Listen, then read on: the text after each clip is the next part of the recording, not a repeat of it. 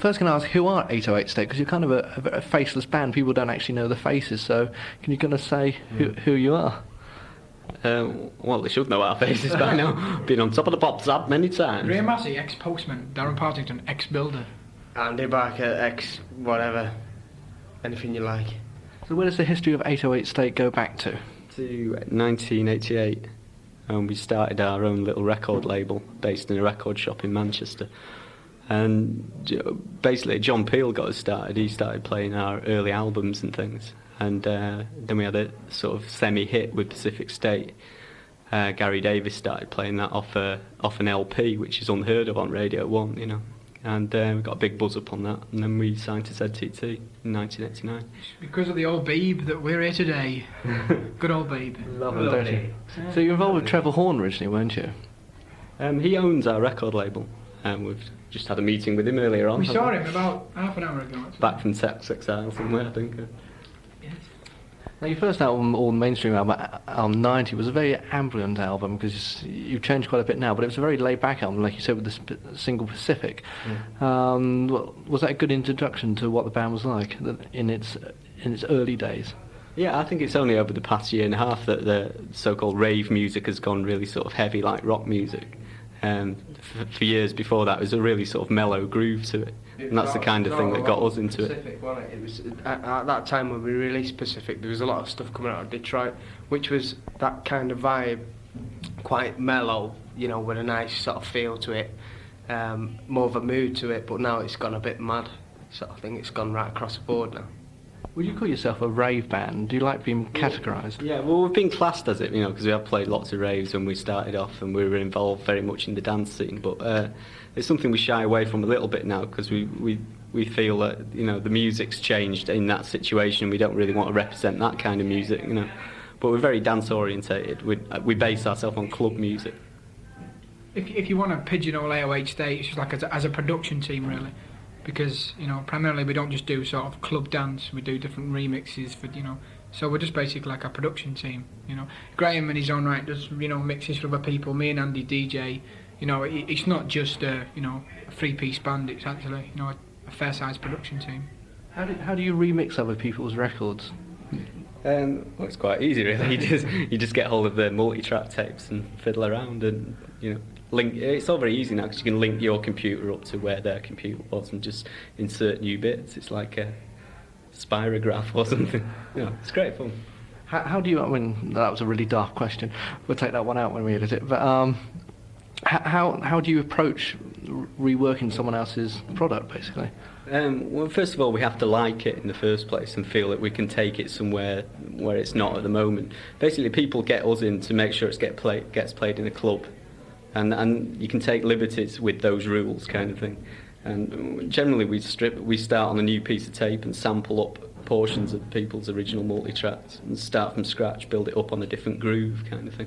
We've got an half-decent back catalogue of remixes. I mean, we're not going to gloat about it, but we have done quite a bit of, you know, remixes we've got for a few people. pop star mates, haven't we? Like, we have. David Bowie. David Bowie. Well, yeah, don't start name-checking all of them. Basically, it's like, you know, we've done a lot of remixes for a lot of people. And it's just something like, I mean, we can turn a remix around just in one day. It's like a day's work, you know. And then if we've got time in between, like albums and singles, because we're hoping to get maybe 2-3 singles off this new album. That's gorgeous. The album released on the 28th of January. That album's called Gorgeous. Yeah. And it's coming out, like I say, the end of January. And hopefully we'll release a couple of singles off that.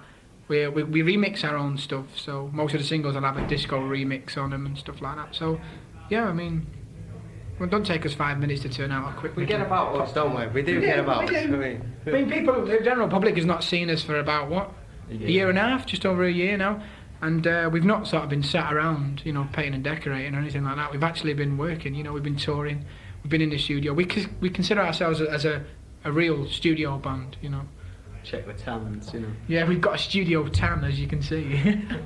The current single out at the moment is the one with UB40, 1 in 10. Is that done with the cooperation of UB40? Yeah, we approached them with the idea, and we originally just sampled it up and tried it out. And then we approached them with the idea, and they said, well, promo it to DJs and see what the reaction is, and if we like it, we'll go with it. And the reaction was great off the DJ, so we went with it. 8 months ago we did this, and then we got into legal sort of shirt and tie business, and then it's just sort of so long to get out. If it was out maybe the time we did it, it's probably would have got a lot higher in the charts than it has done. I mean, it's not finished yet, but I mean, it would have got that one maybe top 5. But because it's Christmas and you're competing with people like that, it's was like just an idea, wasn't it? I mean, like this collaboration with you before, it was just an idea we had in the studio. You know what I mean? And it escalates to this, proportion. It's crazy. We remixed it and put sleigh bells on it, so it should be alright. You worked with MC Tunes, which was a quite completely different step from your first album up to what's next, MC Tunes. What's the idea behind that? Well, he's an old mucker of these two young lads. I went to school with Tunes originally. Nicholas Lockett, aka MC Tunes, and when 808 first started, it was like a collective of us who used to hang around a record shop, and we was collectively known. And this is no jest, but it was called the Hit Squad, MCR originally. Why? Because we made hits. Because we made hits back in 1987. And it was just like there was a lot of rappers there was a lot of DJs and stuff. And basically 808 was born out of that. The people who was into progressive dance carried on, and it turned out to be, who's the members of 808 State now. The rest of them sort of we left behind, who didn't appreciate what was happening at the time, which was, early Chicago dance stuff. They wanted to do more rap stuff, so that was fine. And then we met up with Tunes again, didn't we, a couple of years later.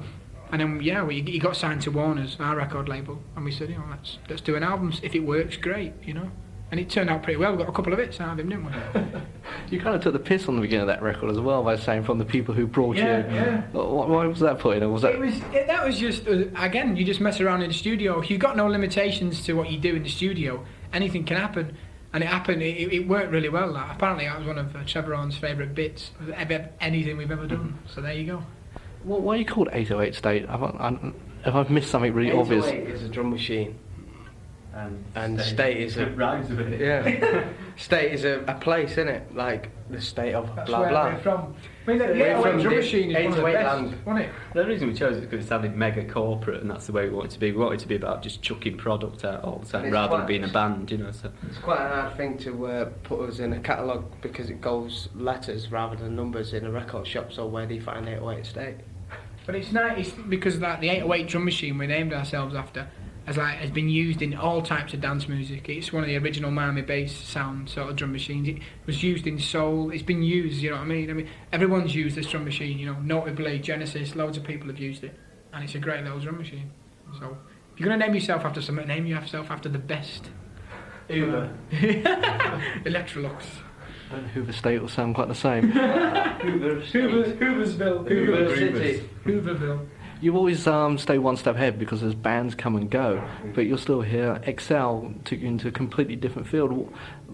Where do you keep moving all the time when ideas keep coming in? I think just because we've got a low boredom threshold, we were about making records, and we don't want to make the same record over and over again. So each record has to have a new idea about it before we make it.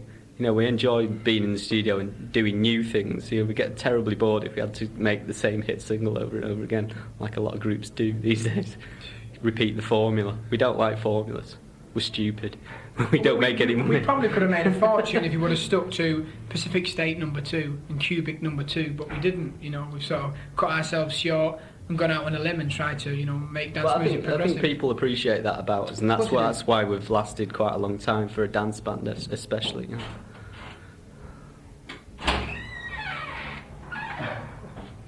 I suppose if we really tried, we'd probably be able to make a number 1. If we got a cheesy singer and all the rest of it, and we went formula, I reckon we'd be able to make a number 1. But where do you go from the number 1? You've done that. You've gone. Anyway. So money and I don't know. We could make the number 1, and then afterwards it'd be like, 808 State. We're trying to be underground, but on a major label. So after that, you wouldn't go nowhere. You know what I mean? It'd just be that's the end. Are you given complete freedom with Warner Brothers? Well, yeah, quite. I mean, that's the good thing about being 90%. on Trevor Horn's label, ZTT, because it's a small label and you can talk to them. It's not like some faceless corporate, but we've got the faceless corporate pushing the product, so we're happy. How about touring? You've seen most of the world out of it, have you? Well, here we are now. Here we are, sat in a dressing room at Wembley. You know what I mean? Supporting madness. And it's like, yeah, we'll do things like this. We've played, like Graham said before, we've played raves, we've done all that. We did that years ago, And what we want to try and do is take dance music and 808 State onto another level, you know what I mean? And we can't just keep on playing raves, you know, and playing to them same people time and time. And I think a lot of bands do that, don't they? And just, you know. I also think the reason we're doing this is like a lot of people have preconceptions about what 808 State is. You know, they lump all sort of so-called rave groups together. And, you know, everyone thinks that it's just 2 keyboards and the girl on top of the pops, but it's a lot broader than that, you know, and we're here to sort of represent that. I hope we've sort of like opened a few people's eyes to the wider world of dance music. Especially on this tour. On this tour, it's like, I've not been out for 10 years, I've not been to a gig for 10 years. What are these doing on stage? Ooh, sounds interesting. You've got to have a bit of bottle, haven't you? Yeah, if we get a few conversions, we'll be happy. That's all it's about.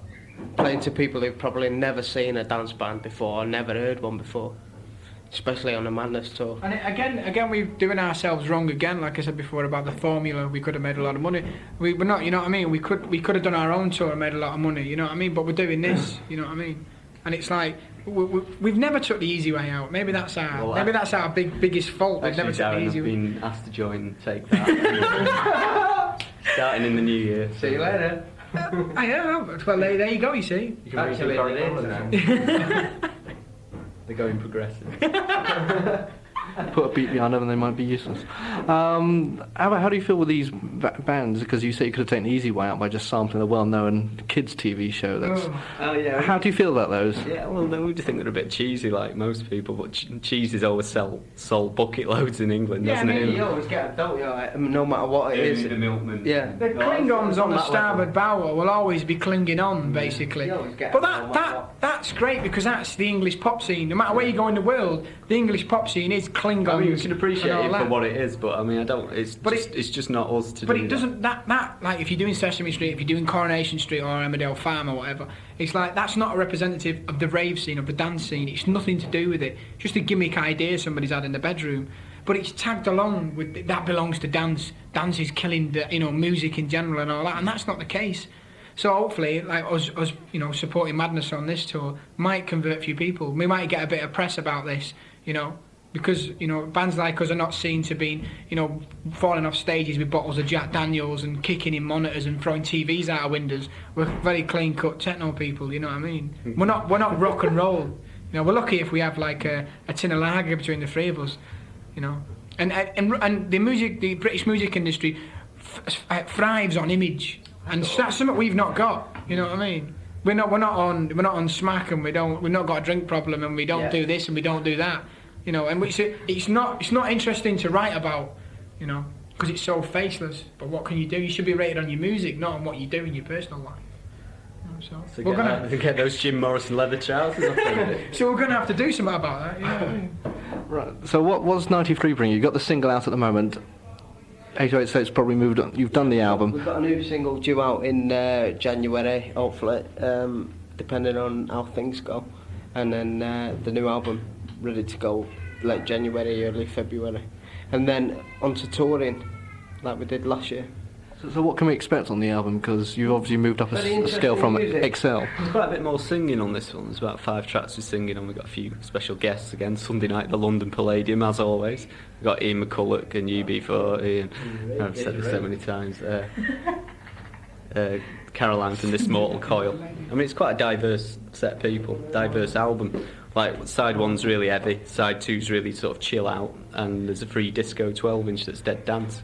It's a pop-tastic package. If you liked XL, I mean, Gorgeous, You'll love it. which is out on the 28th of January, he's very similar. It's like a step on. It's like XL with hormones. Yeah, that'll do nicely. The only way to see it is just like the January January. the 28th. Yeah, 28th, yeah. I think. But it's the only time you'll have to XL just with experience hormones. it. Quote was on that. I like that. XL with hormones. That's saying it basically. I mean, hopefully we've moved on a little bit more as a production team because of all the remixes we've done, and we've spent a lot of time in the studio. There's a little bit more human playing on this as well. Yeah, it's more loose. Hopefully it's more warm and there's a little bit more romance than there was in XL. Because we're big on that at the moment. Warmth. A lot of people say that the kind of music you do has no soul, no feeling, but just... Who says that? No, I mean that's the traditional view of electronic music, is all computer boss turning dials, and that's just nonsense, you know. We've tried to get away from that. I mean, if anyone's heard our music, they could never say that in a million years. You know, this man, Graham Massey, has been influenced by, you know, Barry White. He has got that. He has got that carpet. He has got that rug. I was speaking to Barry on the phone the other day. You know what I mean? It's like he has got that sheepskin rug. You know what I mean? This man is a funky man. You know what I mean? It's about carpet burns, basically. It is. It's about using your shoulders. It's getting in there, isn't it? Okay, I think the farm are going to drown us out in a minute. So the album's out on the, what date was it? The 28th, I hope. 28th of January with a tour. Late January, early February. So come and see us if you can. Great stuff. Thank you, boys.